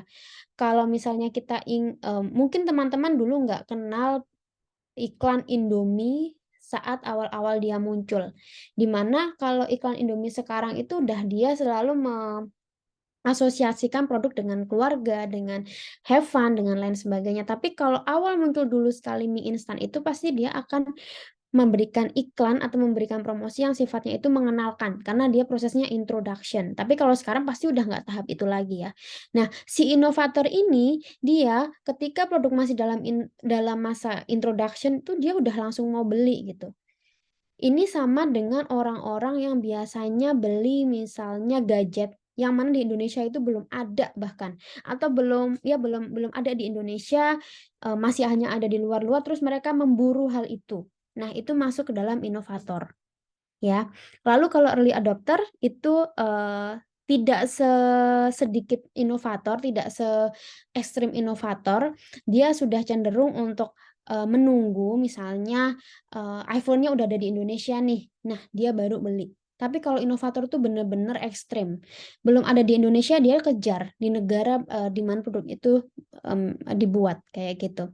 Nah, kalau misalnya early majority sama late majority ini adalah biasanya mirip-mirip. Kalau early majority itu adalah orang-orang yang biasanya beli kalau sudah banyak yang beli. Dia baru akan beli, memastikan beli kalau memang orang-orang udah bilang, oh iPhone enak nih dipakai gitu. Nah, dia akan beli. Nah, kalau yang late majority itu lebih telat lagi. Kalau orang udah semuanya trending, baru dia beli. Gitu, itu late majority. Nah, sedangkan kalau laggards ini, yang unik dari laggards itu adalah, kemarin ada yang jelasin bahwa laggards itu adalah ini Bu, orang yang nggak suka beli barang. Nah, sebenarnya bukan yang nggak suka beli barang, tapi laggards ini adalah adopter yang dia itu lebih kepada, orang yang kalau beli itu secara fungsinya. Jadi dia tidak pernah ikut tren. Dia bukan orang yang suka barang-barangnya baru. Itu laggard dan biasanya dia beli barang sesuai dengan fungsinya. Katakanlah iPhone sudah ada 14 Pro Max sekarang. Tapi menurut dia iPhone yang dia pakai masih oke gitu ya walaupun beberapa tahun silam keluarnya. Dan dia cukup punya uang untuk sebenarnya beli iPhone terbaru, tapi dia memilih untuk nggak beli, karena iPhone yang sekarang masih bagus dipakai. Nah, itu adalah laggards. Nah, orang-orang laggards ini memang cenderung orang-orang yang biasanya sulit untuk kita kendalikan secara marketing, ya. Mau bagaimanapun kita promosiin itu barang produk ya, itu belum tentu si laggards ini akan tertarik sampai benar-benar dia merasa butuh akan barang tersebut. Gitu ya. Nah, ini adalah beberapa kategori yang saya ambil dari buku Pearson ini tentang macam-macam dari kategori si consumer. Ya, itu saja mungkin tambahan dari saya. Silahkan untuk presenter kelompok 5 untuk sudah itu ya, udah ready ya jawabannya ya. Ya, baik. Saya akan menjawab pertanyaan dari Bella, di mana pertanyaannya itu adalah cara terbaik apa sih yang perlu dilakukan oleh sebuah marketers dalam mencari cara agar inovasi tersebut yang udah dijalanin dapat memberi dampak yang lebih berarti dibanding inovasi sebelumnya. Jadi di sini ada beberapa cara. Yang pertama itu kita harus mengetahui target pasar sebelum mulai menerapkan inovasi tersebut. Langkah pertama yang dapat dilakukan yaitu dengan melakukan riset siapa yang menjadi target pasar perusahaan. Nah, semakin spesifik target pasar perusahaan tersebut, maka semakin besar juga peluang perusahaan untuk dapat sukses. Yang kedua itu mengoptimalkan strategi pemasaran dengan menggunakan sosial media. Kenapa gitu? Karena saat ini media sosial tuh hampir semua orang dari berbagai latar belakang yang berbeda pasti menggunakan dan sangat aktif media sosial tersebut. Yang ketiga, memilih tempat yang strategis sebelum inovasi tersebut dijalankan. Karena kenapa? Tempat strategis ini menjadi salah satu contoh strategi pemasaran yang patut dipertimbangkan seperti itu. Di sini ada contohnya yaitu inovasi di bidang transportasi. Pasti teman-teman udah tahu kan apa itu ojek online. Nah, dulu kan belum ada tuh ojek online, masih ada opang atau ojek pangkalan. Sekarang alat transportasi itu semakin mudah ditemukan karena ojol tersebut, karena adanya ojek online tersebut. Dulu tuh masyarakat sangat sulit untuk berpergian dengan cepat, lantaran harus menunggu penumpang lain atau karena kita harus kalau ojek pangkalan kan adanya di satu tempat, kita harus jalan dulu ke tempat tersebut, terus harga ojek pangkalan pasti mahal. Kita juga nggak tahu tuh berapa tarif dari ojek pangkalan tersebut. Nah, saat ini udah ada ojek online nih yang bisa dipesan secara pribadi. Bahkan perkembangan ojek online tuh udah pesat banget sampai merambah ke pemesanan GrabCar yang jauh lebih mudah dilakukan seperti itu.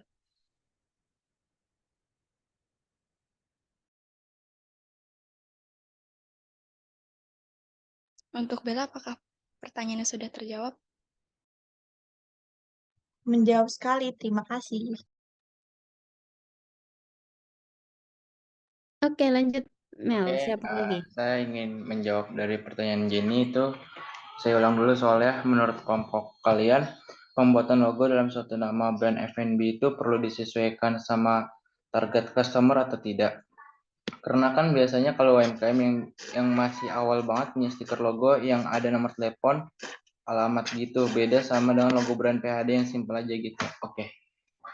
Jadi di sini saya ingin menjelaskan, kalau misalkan yang pengen saya jawab itu, kalau misalkan logo tentu harus sesuai dengan target customer yang dituju, biar kenapa?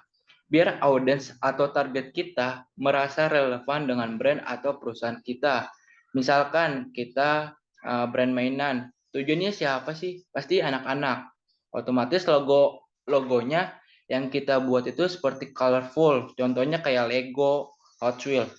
Pokoknya warna-warna terang yang bisa bikin eksekutif mereka gitu loh. Misalkan nih, ada lagi brand coffee shop. Nah, bikin logonya itu sesuai dengan target kita, yaitu anak muda yang modern, yang mungkin bisa dibilang brand-brand yang bisa dilihat oleh anak-anak gaul. Misalkan kalau ditanya, logonya harus sesuai nggak dengan target customer? Ya harus, karena biar relevan gitu sih. Nah, itu kan tadi kan ada tambahan UMKM banyak logonya yang awal-awalnya banyak menyediakan atau kasih nomor telepon. Kenapa? Karena pasar mereka masih kecil, belum sebesar kayak McD atau KFC yang di mana-mana ada. Contohnya UMKM, memang masih baru lahir yang mereka menyediakan nomor telepon di logonya biar orang bisa menghubungi, ada akses untuk orang yang membeli produk ataupun layanan yang telah disediakan oleh UMKM tersebut. Jadi nomor telepon di logo salah satu bentuk menembus pasar biar orang tahu belinya di mana atau mau kontaknya kemana. Itu langsung jelas sih terpampang di nomor teleponnya gitu. Jadi biar bisa diakses oleh orang gitu sih. Itu yang bisa saya sampaikan.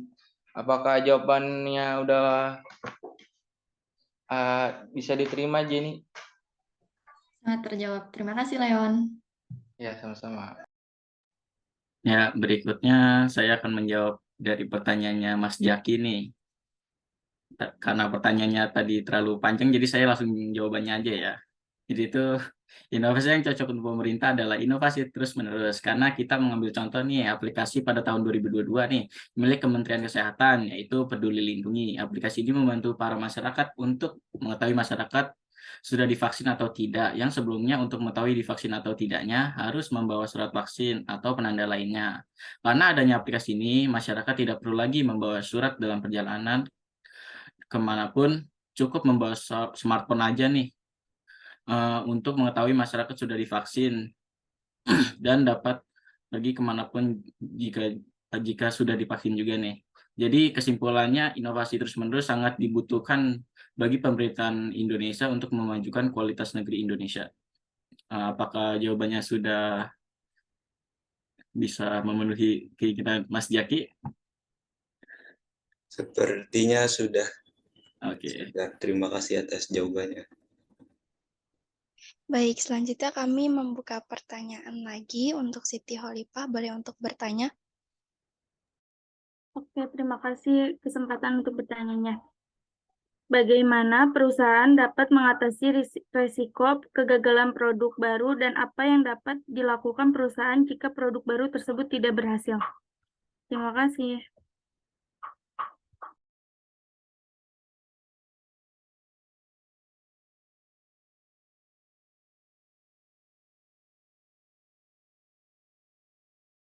Selanjutnya Rizky Syaban, boleh untuk bertanya? Oke, makasih ya Kak atas kesempatannya Imelda. Saya ingin tanya untuk materi yang inovasi, apa yang dapat dilakukan suatu perusahaan untuk memastikan bahwa produk baru yang dikembangkan tidak hanya bersifat inovatif, tetapi juga memperhitungkan faktor keberlanjutan dan dampak lingkungan. Mungkin itu pertanyaan dari saya. Makasih. Selanjutnya Haikal Hakiki.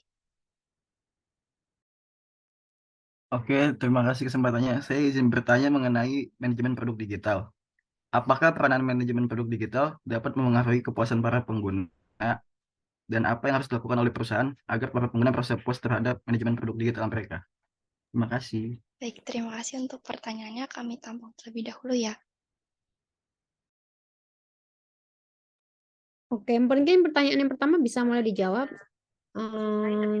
Mel? Oke, Pertama, saya akan menjawab pertanyaan dari Siti Khalifah. Dia menanyakan bagaimana perusahaan dapat mengatasi resiko kegagalan produk baru dan apa yang dapat dilakukan perusahaan jika produk baru tersebut tidak berhasil. Di sini ada dua pertanyaan. Yang pertama, cara mengatasi resiko kegagalan. Mungkin bisa menyiapkan plan B, yang dimana pasar itu kan tidak sangat susah untuk ditebak ya, karena perputarannya sangat cepat setiap harinya, selalu berubah-ubah. Nah, jadi dengan ketidakpastian itu, kita perlu yang namanya antisipasi. Mungkin banyak yang bilang kalau kita punya plan B ini bakal ngeganggu fokus kita ke fokus yang utama. Nah, padahal itu enggak.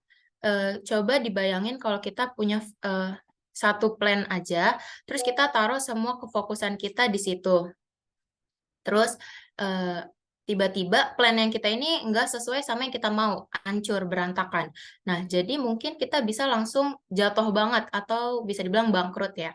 Nah, tapi kalau kita punya plan B, di mana dengan kehancurannya plan A ini, kita bisa nge-backup dulu sebelumnya dengan plan B ini. Mungkin nggak langsung naik lagi, cuman seenggaknya dia nggak bikin langsung jatuh ke bawah.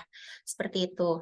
Lalu pertanyaan yang kedua, bagaimana jika produk ini tidak berhasil?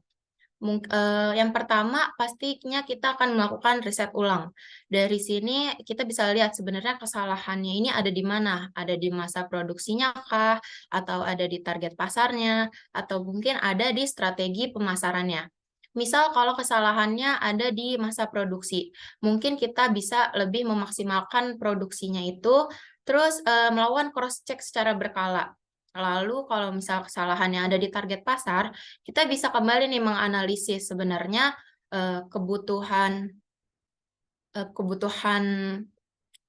para masyarakat ini sesuai nggak sama produk yang kita tawarkan.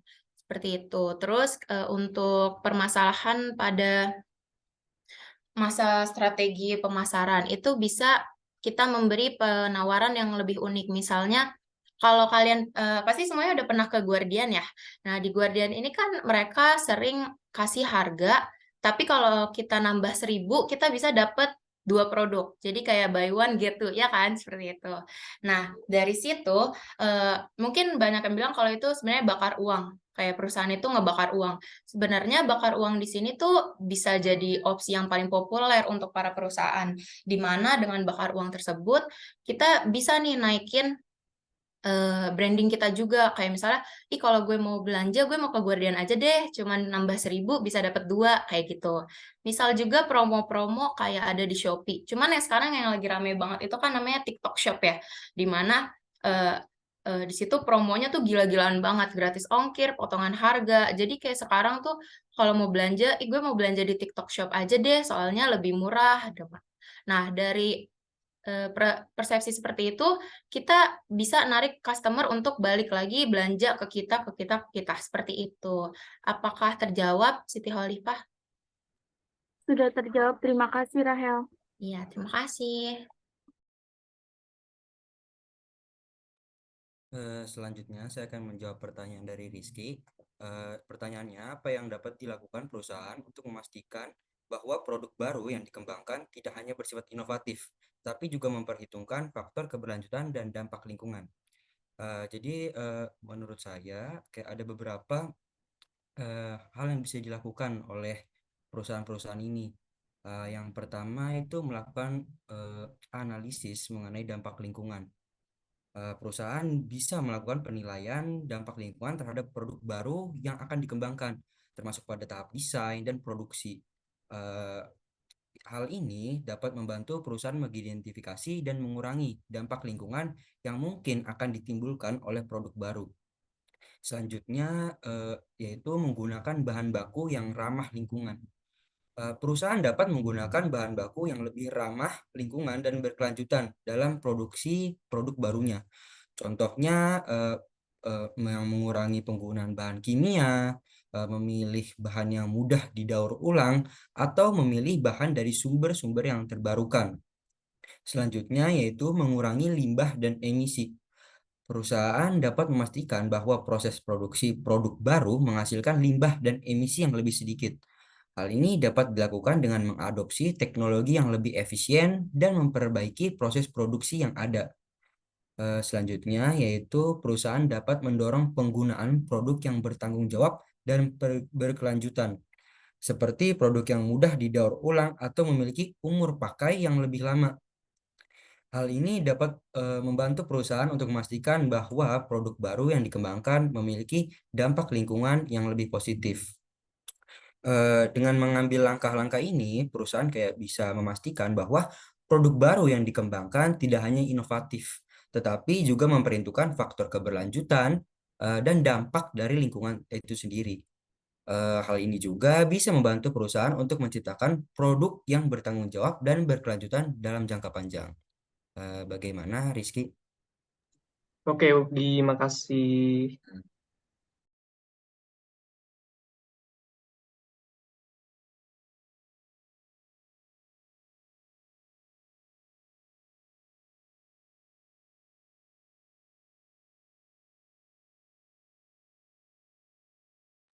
Oke, udah semua pertanyaannya terjawab ya? Belum selesai itu. Sudah semua pertanyaannya? Halo, kelompok 5. Dari tadi kalau ditanya kenapa diam aja? Ibu, mohon maaf, ada satu lagi yang mau bertanya. Boleh kami jawab pertanyaannya? Oh, baik, Siapa? oke. Iya. Nah, kayak gitu Boleh. dong. Boleh Silakan. untuk Azahra pertanyaannya.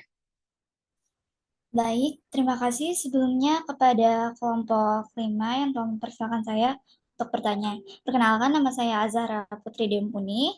Saya ingin bertanya, tadi kan sudah dijelaskan ya mengenai manajemen produk. Nah, di dalam manajemen produk itu kan ada yang namanya tahap peluncuran. Nah, sebelum peluncuran itu pasti kan ada pengujian terlebih dahulu. Nah, menurut kalian apa sih yang menjadi standar pengujian tersebut dan gimana mengukur tingkat keberhasilan produk tersebut?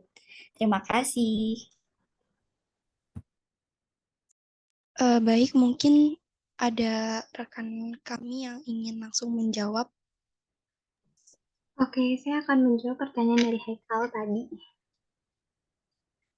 Jadi kan pertanyaan itu tentang apakah peranan manajemen produk digital dapat memengaruhi kepuasan pengguna, dan apa yang harus dilakukan oleh perusahaan agar para pengguna merasa puas terhadap manajemen digital mereka.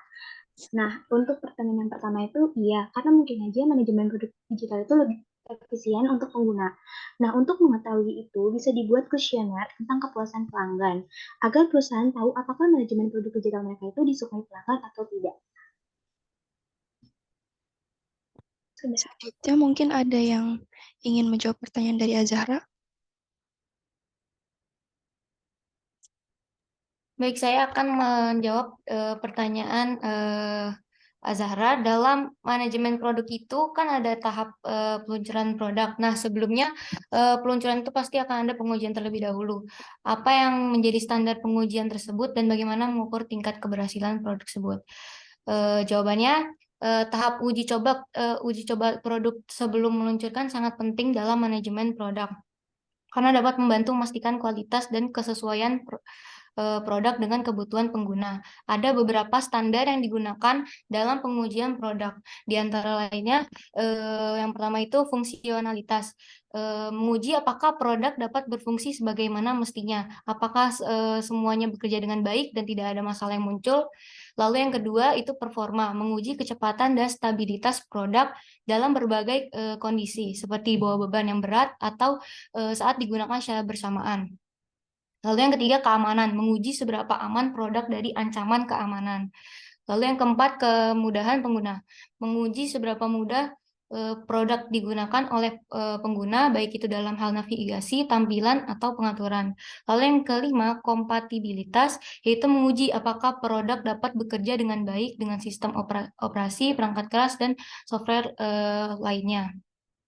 Lalu setelah produk melalui tahap uji coba, ada beberapa cara untuk mengukur tingkat keberhasilannya, yaitu yang pertama itu keuntungan. Mengukur seberapa banyak keuntungan yang dihasilkan oleh produk setelah peluncuran. Lalu yang kedua, kepuasan pengguna. Mengukur seberapa puas pengguna dengan produk, biasanya melalui survei atau wawancara secara langsung. Lalu yang ketiga, pertumbuhan pasar. Mengukur seberapa besar pangsa pasar yang berhasil diraih oleh produk dalam waktu tertentu setelah peluncuran. Lalu yang keempat, tingkat retensi pengguna. Mengukur seberapa banyak pengguna yang kembali menggunakan produk secara teratur setelah mencoba produk tersebut. Apakah terjawab, Ara?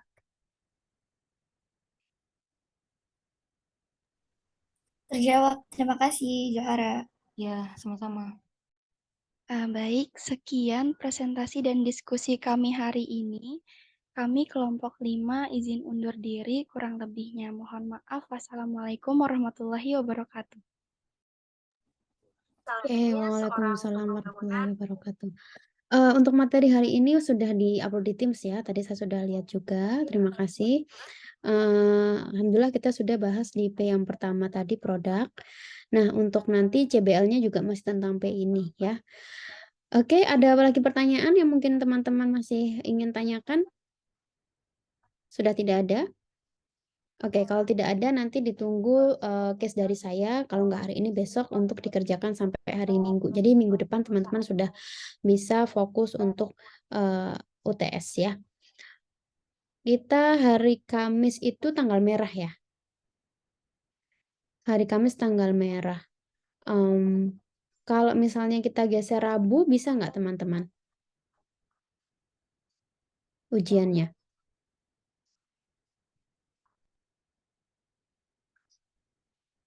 Rabu bisa nggak?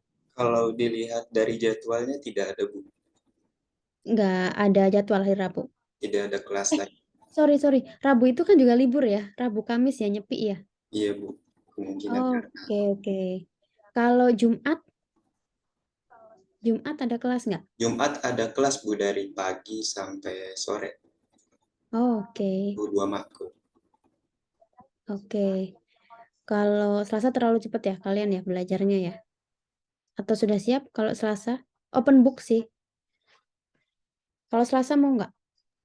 Kalau Selasa full matkul. Iya, Bu. Full matkul. Udah pada ujian juga? Kemungkinan. Oke, berarti kalau Jumatnya Rabu Kamis ya berarti ya mau nggak mau berarti mundur minggu depan ya. Nanti kita akalin berarti untuk yang minggu ke-9 sama 10 nanti jadi 2 sesi ya, kayak waktu itu ya, gitu aja. Oke, terima kasih banyak teman-teman. Nanti ingetin saya, Zaki, berarti minggu depan karena kita tanggal merah kita nggak ada kelas, nggak ada ujian, ujiannya diganti ke minggu depan. Ya, oke, terima kasih atas presentasinya untuk kelompok 5. Nanti mohon info si Novel kenapa ya. Saya masih kasih kesempatan kalau memang masih mau nilai dari saya, silakan nanti Novel untuk diberi tahu dia bikin video. Tapi tenang aja nilainya pasti nggak akan sama yang live presentasi. Gitu ya. Oke, terima kasih atas kehadirannya dan partisipasinya. Zaki tadi belum saya absen, silakan dibantu absen ya. Saya nanti ambil rekap dari online Bu, dan juga maaf absen. sebelumnya izin masuk untuk mengulang yang tadi, PJBL berarti disampaikan pekan ini ya Bu, di MS Team. PJBL ya, kalau PJBL itu project yang project besar itu nanti diakhirkan 13-14 ya. Kalau yang CBL itu nanti saya via Teams ya, nanti di minggu ke-7. Kalau untuk UTS-nya itu kan 2 minggu lagi ya Bu. Untuk platformnya itu pakai Gform atau apa ya Bu? UTS dan online atau offline? UTS kayak kemungkinan sih offline ya.